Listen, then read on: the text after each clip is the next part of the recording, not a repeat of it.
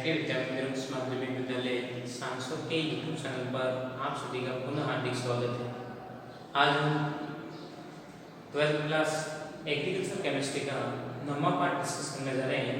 Topic आपका रहता है कृषि रसायन एवं पर्यावरण प्रदूषण। इस टॉपिक पर आधारित आज अपना वीडियो लेक्चर 500 है, जिसमें अपन स्टडी करने जा रहे हैं।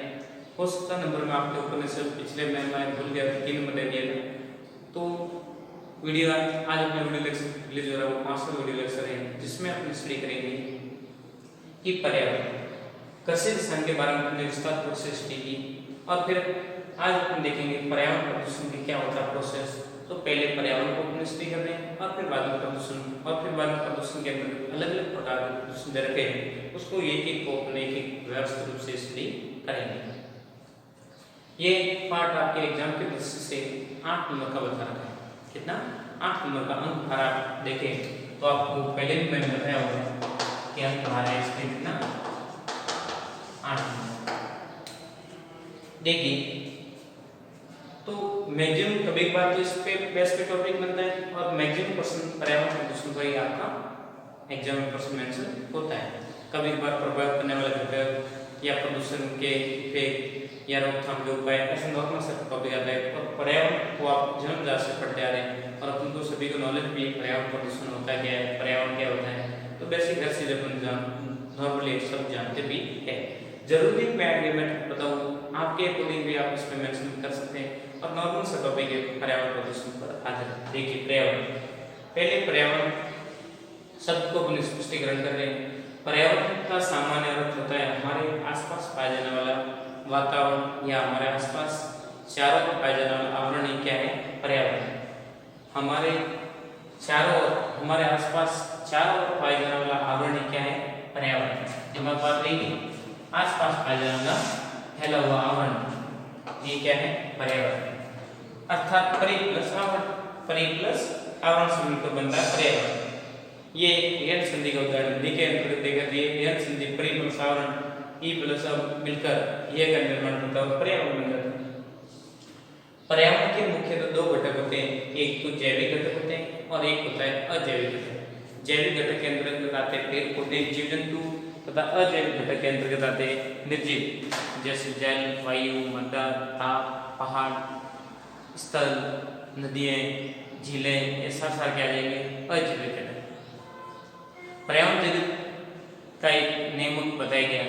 पर्यावरण जैव जगत का एक नियामक के रूप में काम करता है। जैव जगत को नियंत्रित करने में इसकी विशेष भूमिका रहती है। पर्यावरण शुद्ध और स्वस्थ है तो उसमें जीवों की वृद्धि, विकास, ग्रोथ होता है।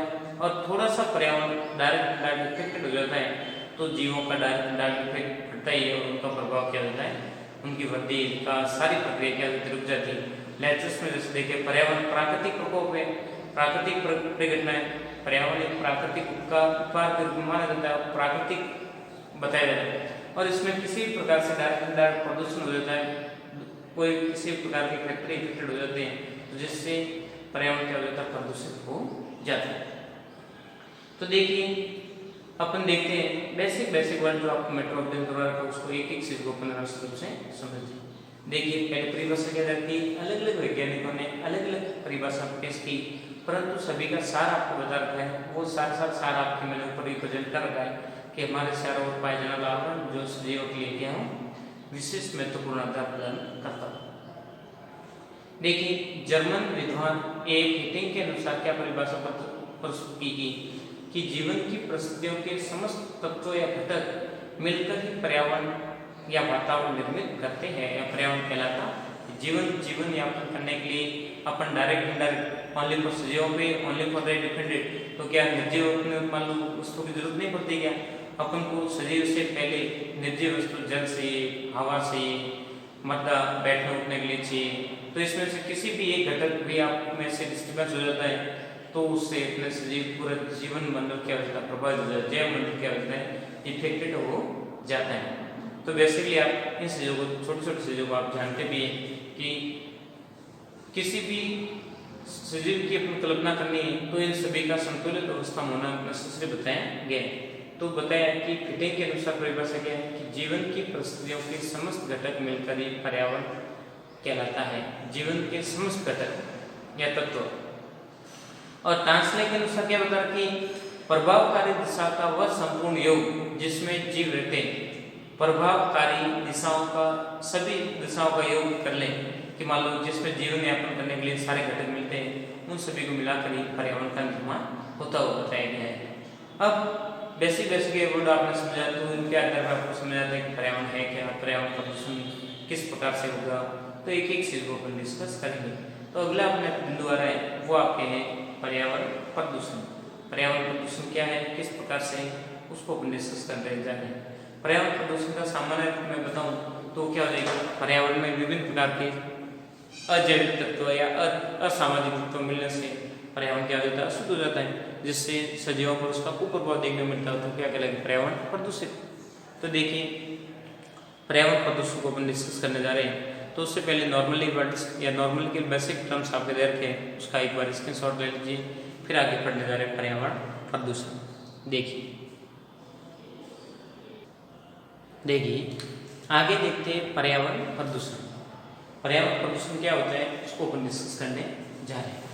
नॉर्मली आप देखते हैं पर्यावरण प्रदूषण पूरे विश्व स्तर पर एक बड़ी समस्या दिनों दिन बढ़ती हुई दिखाई दे रही है कि डायरेक्ट हर क्षेत्र में पर्यावरण प्रदूषण से कई प्रकार की बीमारियां, कई प्रकार की समस्याएं तथा विभिन्न प्रकार की प्रजातियों में असंतुलन देखने को मिलता जा रहा है। पर्यावरण प्रदूषण मनुष्य की गतिविधियों द्वारा प्रत्यक्ष अप्रत्यक्ष रूप से मनुष्य जैसे से विशेष करता है अपने सुख सुविधा के लिए डायरेक्ट इनडायरेक्ट कई प्रकार के उत्पाद प्राप्त करने के लिए काम करता रहता है और पर्यावरण को हानि पहुंचाता है। तो उससे डायरेक्ट इनडायरेक्ट अप्रत्यक्ष रूप से उप उत्पाद के रूप में थोड़ी सी मात्रा में ऐसी समस्या जनरेट हो जाती है जो डायरेक्ट इनडायरेक्ट मनुष्य पर क्या करते हैं, हानिकारक प्रभाव दर्शाने कार्य करते हैं। तो बेसिकली देखते हैं कि पर्यावरण प्रदूषण मनुष्य की गतिविधि द्वारा प्रत्यक्ष अप्रत्यक्ष रूप से उत्पन्न उप उत्पाद है। उप उत्पाद का मतलब साइड प्रोडक्ट के रूप में पर्यावरण प्रदूषण की समस्या बढ़ती जा रही है कि मनुष्य कुछ गतिविधियां करता है जो अपने जीवन को सुखदायक तथा आरामदायक जीवन यापन करने के लिए विभिन्न प्रकार के भौतिक संसाधनों का दहन करता है, विभिन्न प्रकार के हानि पहुंचाता है। जैसे कहते हैं मतलब इतने मात्रा का मंदिर बना दो, इतना घर बना दो, गाड़ी इधर लाओ वो लाओ, तो डायरेक्ट ऐसे करने से कई प्रकार से घटकों को नुकसान पहुंचाते हुए अपनी सुख सुविधा के लिए करता है, परंतु उसको ये पता नहीं कि डायरेक्ट इसका प्रभाव कितना होगा कि उससे विभिन्न प्रकार के प्रदूषण फैलते हैं जो संपूर्ण जगत में जितने भी प्रकार के जीव जंतु पाए जाते हैं उनको डायरेक्ट इनडायरेक्ट हानि पहुंचने की संभावना रहती है। सिर्फ एक मनुष्य की गतिविधि की वजह से बाकी सारे प्राणी उसका भुगतान करना पड़ता है। तो बेसिकली देखते हैं कि पर्यावरण प्रदूषण एक मनुष्य गतिविधियों का उप उत्पाद है जो पर्यावरण घटकों में अवांछनीय परिवर्तन होने से संपूर्ण जैव जगत एवं संपूर्ण परिवेश पर हानिकारक प्रभाव डालता है। इस प्रकार के कारणों से पर्यावरण प्रदूषण होता है। इस प्रकार के फैक्टरों की वजह से पर्यावरण क्या होता जा रहा है, प्रदूषण होता जा रहा है। दिमाग बात रहेगी। देखिए आज का पर्यावरण प्रदूषण संपूर्ण विश्व स्तर की गंभीर समस्या है।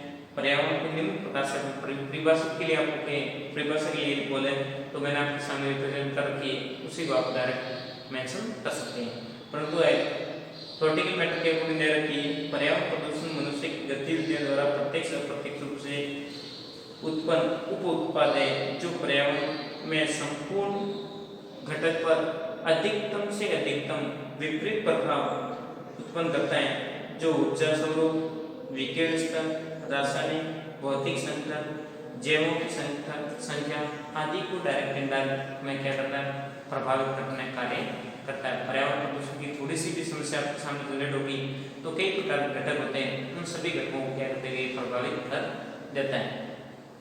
अतः किसी क्रिया से हवा, जल, मिट्टी या वहाँ के संसाधनों के भौतिक, रासायनिक या जैव संतुलन में अवांछनीय रूप से परिवर्तन होना जो जैव जगत के लिए या संपूर्ण परिवेश के लिए हानिकारक प्रभाव दर्शाने का कार्य वजह बन जाती है, उसे अपन क्या कहते हैं, पर्यावरण प्रदूषण कहते हैं। पर्यावरण प्रदूषण किसे कहते हैं, बात दिमाग में रहेगी कि डायरेक्ट इनडायरेक्ट अपन को बात बताई जा रही है कि ये पर्यावरण प्रदूषण एक जटिल समस्या है, संपूर्ण विश्व स्तर पर देखी जाती है। पर्यावरण प्रदूषण मनुष्य की गतिविधियों द्वारा प्रत्यक्ष अप्रत्यक्ष रूप से प्राप्त होने वाला एक उप उत्पाद है जो पर्यावरण के सभी घटकों को अवांछित रूप से परिवर्तन होता है और जिससे संपूर्ण जैव जगत तथा संपूर्ण परिवेश पर हानिकारक प्रभाव देखने को मिलता है। इस प्रकार के कारणों या इस प्रकार के घटकों की वजह से पर्यावरण प्रदूषित होता जा रहा है। इसे अपन पर्यावरण प्रदूषण कहते हैं। अब प्रदूषक क्या होते हैं? वे पदार्थ या वे घटक जो वातावरण को प्रभावित करने में मुख्य भूमिका निभाते हैं तथा मनुष्य को लक्ष्य पर पहुंचने से प्रतिकूल प्रभाव डालना शुरू हो जाते हैं, वो कहलाते हैं प्रदूषक। कई प्रकार के ऐसे घटक होते हैं जो अवांछित रूप से बढ़ जाते हैं, जो डायरेक्ट इनडायरेक्ट विभिन्न प्रकार के जैव तत्वों की गतिविधियां, पेड़ पौधों या वायु प्रदूषण आदि घटक में ज्यादा इंप्रूवमेंट प्रदूषण होने से डायरेक्ट इनडायरेक्ट मानव स्वास्थ्य पर उसका हानिकारक प्रभाव होता है और जो मनुष्य का टारगेट होता है वहां तक उसको पहुंचने से प्रभावित करने में मुख्य भूमिका निभाने कार्य करता है। तो बेसिकली अपन देखते हैं प्रदूषक अलग अलग प्रकार के हो सकते हैं। प्रदूषक दो प्रकार के होते हैं, जैव निम्नीकृत और जैव अनियमितकृत। क्या होते हैं उसको हम डिस्कस करने जा रहे हैं। देखिए, जो पूरा मैटर आपके दे रखा है उसका एक बार पूरे का स्क्रीनशॉट ले लीजिए। फिर बात अपन पढ़ रहे हैं जैव निम्नीकृत और जैव अनियमितकृत प्रदूषक घटक। एक बार पुनः मैं दर्शक रिवाइज करवाता हूँ, फिर अपन आगे बढ़ते जैव निम्नीकृत और जैव अनियमितकृत। पर्यावरण प्रदूषण एक संपूर्ण विश्व स्तरीय की गंभीर समस्या है। पर्यावरण प्रदूषण मनुष्य की गतिविधियों द्वारा उत्पन्न प्रत्यक्ष अप्रत्यक्ष उप उत्पाद या साइड प्रोडक्ट है जो सभी को डायरेक्ट इनडायरेक्ट इफेक्ट करने का कार्य करता है। जो पर्यावरण घटकों में अवांछनीय परिवर्तन होने से संपूर्ण जैव जगत तथा संपूर्ण परिवेश पर हानिकारक प्रभाव देखने को मिलता है। इस प्रकार के कारणों से उत्पन्न होने वाले इफेक्ट को अपन क्या कहते हैं? पर्यावरण प्रदूषण कहते हैं। प्रदूषण होता है वो प्रदूषक से होता है। प्रदूषक एक पर्यावरण प्रदूषक के घटक है। प्रदूषक वे पदार्थ जो वातावरण को प्रभावित करते हैं और तथा मानवीय गतिविधियों को क्या करते हैं? हानिकारक प्रभाव डालने का कार्य करते हैं, प्रदूषक कहलाएंगे। प्रदूषक दो प्रकार के होते हैं, जैव निम्नीकृत और अजैव निम्नीकृत। अब क्या होता है ये जैव निम्नीकृत और अजैव निम्नीकृत? देखिए, पूरे मैटर का आपने स्क्रीनशॉट ले लिया होगा। आगे देखिए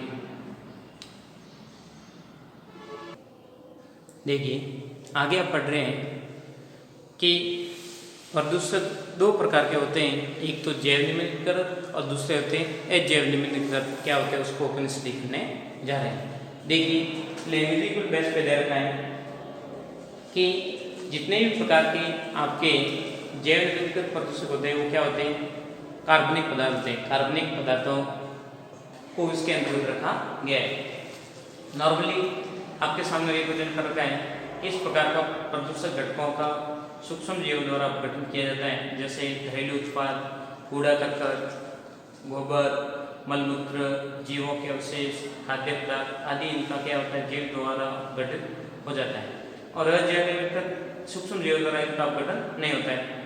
पॉलीथीन है, प्लास्टिक है, पीसीसी है, डीडीटी है, धातु है, कांच है, रेडियोधर्मी अवशेष है, कई प्रकार के ऐसे पदार्थ हैं जिनका जीव द्वारा अपघटन नहीं होता। देखिए, जैव निम्नीकृत प्रदूषक कार्बनिक पदार्थ जैसे कूड़ा करकट, कचरा, गोबर, मलमूत्र, जीवधारियों के अवशेष या उत्सर्जित पदार्थ सड़े गले मृदा उर्वरता बढ़ाने में क्या हो जाते हैं? सहायक हो जाते हैं। क्यों? क्योंकि डायरेक्ट इनडायरेक्ट सूक्ष्म जीवों द्वारा इन प्रक्रिया करके इनका अपघटन किया जाता है, परंतु ये इनका पूर्णतः अपघटन नहीं होने पर ये दुर्गंध गैस उत्पन्न करते हैं और जिससे वायुमंडल प्रदूषित होता है और फसल में दीमक लगने की संभावना बढ़ जाती है। नॉर्मली देखें तो ये कार्बनिक पदार्थ अपघटित होकर मृदा की उर्वरता क्षमता बढ़ाते हैं और कई बार ये पूर्णतः अपघटित नहीं होने की वजह से इससे कई प्रकार की दुर्गंध गैसें उत्पन्न होती है जो सजीव जैव मंडल पर हानिकारक प्रभाव दर्शाती है और टोटल टाइप होता है। और वहाँ पे क्या होता है? वायुमंडल पूरा क्या हो जाएगा? प्रदूषित हो जाता है। और वायु प्रदूषण होने से कई प्रकार के ऐसे हानिकारक इफेक्ट देखे जाते हैं। सांस संबंधी कई प्रकार की बीमारियां उत्पन्न हो सकती है। क्यों? क्योंकि ये कार्बनिक पदार्थ है। कार्बनिक पदार्थों का पूर्णतः अपघटन नहीं होने पर विभिन्न प्रकार के हानिकारक गैस निकलने से बताई गई है, जिससे वातावरण में CO2 की मात्रा बढ़ जाती है और वातावरण धीरे धीरे क्या हो जाएगा? प्रदूषित हो जाता है। जनरली अप्रोच से ये देखते हैं। और दूसरी बात बताई जा रही है कि इनसे CO2 गैस निकलती है और इसके उपरांत इसमें से लंबे समय तक मृदा में वैसे पड़े रहने की वजह से मृदा में विभिन्न प्रकार के दीमक उधई लगना, विभिन्न प्रकार के कीड़े ऐसे बढ़ जाते हैं जो फसल उत्पादन की मात्रा क्या करते गिराते हैं और फसल को नुकसान पहुंचा के फसल को अधिक मात्रा में हानि पहुंचाने कार्य करते हैं। और अजैविक प्रदूषक क्या होते हैं? इस प्रकार के प्रदूषक होते हैं जो सूक्ष्म द्वारा अपघटित होते भी नहीं, वो तो ऊपर वाले तो हो जाएंगे थोड़े टाइम बाद में, 1 साल में 2 साल धीरे धीरे आखिर में उनका अपघटन हो जाता है, परंतु निचली क्वालिटी में आपके दे रखे सेकेंड अजैविक प्रदूषक वो किसी भी कंडीशन में अपघटित होते भी नहीं और भूमि पर वैसे भूमि प्रदूषण तो बढ़ाते ही और साथ साथ में कई प्रकार के डायरेक्ट इफेक्ट भी जनरेट करते रहते हैं। वैसे कि आप जानते हैं कि उद्योगों के अपशिष्ट एवं रासायनिक पदार्थ जिनका कम विघटन होता है अर्थात विघटित होने की संभावना 0% होती है, उसे अपन बोलते हैं अजैव निम्नलिखित प्रदूषण। देखिए plastic, polythene, PCS, BCC, DDT, aluminium, arsenic, silicate, पॉन्ड्रेट उद्योग के अवशेष, रेडियो एक्टिव पदार्थों के अवशेष और विभिन्न प्रकार के विद्युत उपकरणों को अपघटित होने पर मुक्त होने वाले हानिकारक तत्व, तो अपन देखते हैं विभिन्न प्रकार के डायरेक्ट कई प्रकार के पार्टिकल होते हैं जो सूक्ष्म जीवों द्वारा अपघटित होते भी नहीं और लंबे समय तक वैसे मृदा में पड़े रहते हैं, जिससे मृदा की आवृत्ति प्रदूषित होती हुई देखी जाती है। आपने घरों पे भी देखा होगा, कभी कभार पॉलीथीन आपके खेत में पड़ी तो वहाँ पे फसल बोने का प्रयास करोगे तो वहाँ पे पानी भूमि की निचली सतह पर पहुँच ही नहीं पाता है और फिर बाद में वहाँ पे बीज आपने बो भी दिया तो बीज को आगे मृदा की आवश्यकता होती है और मृदा नहीं मिलने की वजह से उस पॉलीथीन से मृदा से जड़ नहीं निकल पाती है और पौधे को विकास नहीं होने की वजह से वो क्या हो जाएगी, मर जाता है। बेसिकली ये बात दिमाग में रखनी है कि इनका अपघटन नहीं होता है और उनका अपघटन हो जाता है। अब देखते हैं कई प्रकार के प्रदूषक घटक पर्यावरण अलग अलग प्रकार के मैटर को आपने अध्ययन किया, फिर आगे अपने सामने आ रहे हैं कि पर्यावरण प्रदूषण कितने प्रकार से हो सकता है, पर्यावरण प्रदूषण कौन कौन से प्रकार के आपके टॉपिक में दे रखे हैं उसको अपन स्टडी करेंगे। देखिए मुख्य रूप से प्रदूषण के घटक आपके दे रखे हैं, प्रदूषण के टाइप दे रखे हैं वो आप पढ़ने जाओगे। जल प्रदूषण, वायु प्रदूषण, मृदा प्रदूषण, ध्वनि प्रदूषण, रेडियोधर्मी प्रदूषण जो डायरेक्ट इनडायरेक्ट क्या करते हैं जीव जंतुओं क्या करते हैं प्रभावित करने कार्य करते हैं। तो देखिए प्रदूषण, पर्यावरण प्रदूषण के प्रकार, पर्यावरण प्रदूषण के प्रकार मुख्य प्रकार कौन कौन से हैं? देखिए पर्यावरण प्रदूषण के प्रकार आपके टॉपिक में तैयार के कौन कौन से उसको आपको पढ़ना, एक को इम्पोर्टेंट नेसेसरी हो जाता है और एक की अलग अलग थ्योरी है और एक प्रदूषण को अपन व्यवस्थित स्टडी करेंगे। इसमें आपके दे रखा है जल प्रदूषण,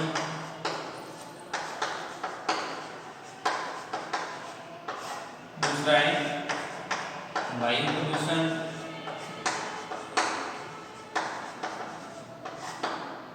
तीसरा मृदा प्रदूषण,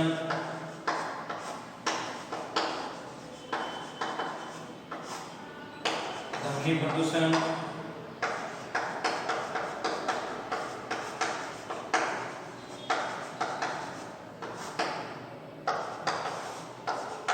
पांचवा दे रखा है रेडियोधर्मी प्रदूषण,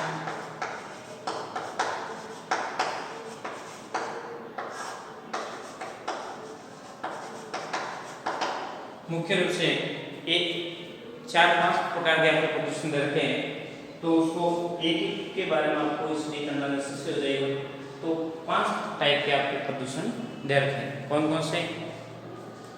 जल प्रदूषण, वायु प्रदूषण, ध्वनि प्रदूषण, मृदा प्रदूषण और रेडियोधर्मी प्रदूषण। तो देखिए जो आपको मैटर अध्ययन करवाया जा रहा है एक एक चीज को आप व्यवस्थित पढ़ेंगे कि जल प्रदूषण, जल में अवांछित तत्वों का मिलना जल प्रदूषण हो जाएगा, वायु के साथ में अवांछित तत्वों का मिलना वायु प्रदूषण, मृदा में कई प्रकार के घटकों का मिलना मृदा प्रदूषण हो जाएगा। शॉर्ट में आप बता सकते हैं, बाकी विस्तार रूप से स्टडी कि किन किन इफेक्ट की वजह से किस प्रकार से उत्पन्न होता है, क्या प्रोसेस होता है, इसको इनके अंतर्गत भी आपके मुख्य मुख्य बिंदु क्या पढ़ेंगे। प्रत्येक प्रदूषण के अंतर्गत आप पढ़ोगे कि प्रदूषण किन किन कारणों से होता है, प्रदूषण की परिभाषा क्या है, प्रदूषण के मुख्य स्रोत कौन कौन से हो सकते हैं। फिर बाद में आगे आपके सामने आएगा प्रदूषण परिभाषा, प्रदूषण के स्रोत, उसके बाद में हानिकारक या दुष्प्रभाव, और फिर बाद में नियंत्रण के उपाय, क्या किस प्रकार से इसको नियंत्रित कर सकते हैं। तो इस प्रकार से मुख्य रूप से प्रत्येक प्रदूषण को अपन 4 खंडों के अंदर पढ़ेंगे। प्रदूषण के कारण, प्रदूषण का कारण किन किन वजह से हो रहा है, प्रभाव, नियंत्रण एवं उपाय।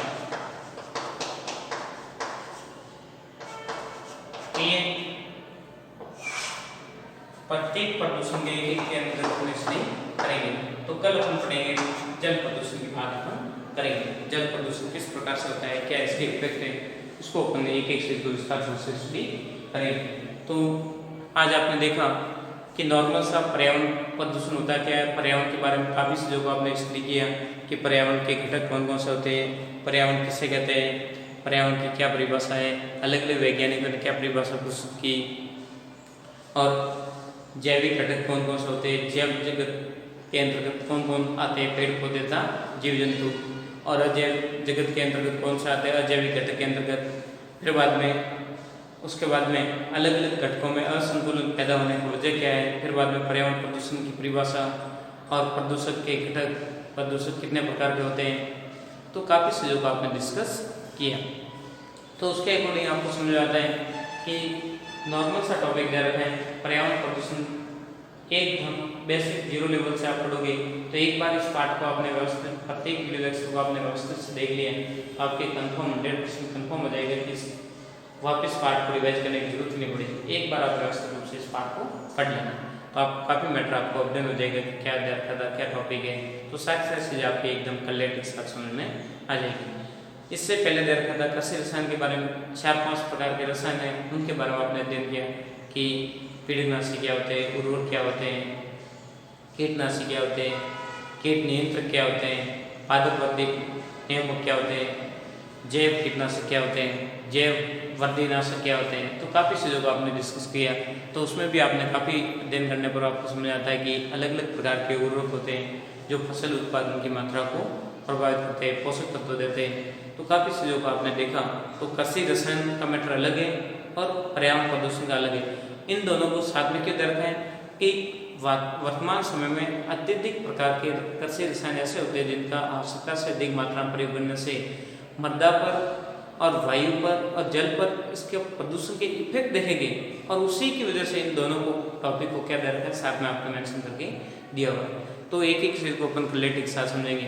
तो जल प्रदूषण के बारे में अपन कल स्टडी करेंगे।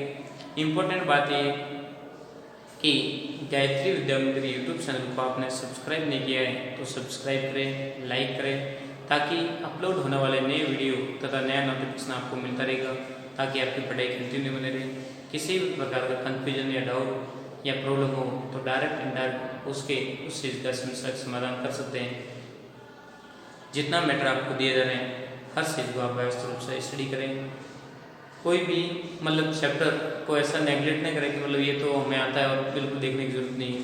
तो हो सकता है नॉर्मल भी कभी कभार क्या हो जाता है, हैवी हो जाता है। तो जितना भी मैटर आपको अध्ययन करवाया जा रहा है प्रत्येक चीज़ को गहनता से पढ़ें। जो वीडियो अपलोड हो रहे हैं उसको कंटिन्यूस देखते रहें और साथ साथ में शॉर्ट नोट्स बनाते रहें, ताकि आपको कन्फ्यूजन डाउट हो तो उसको आप कवर करके जैसे आपकी ऑफलाइन क्लास होगी उसमें आप मैटर को आप रिकवर कर सकोगे। थैंक यू, धन्यवाद सो मच।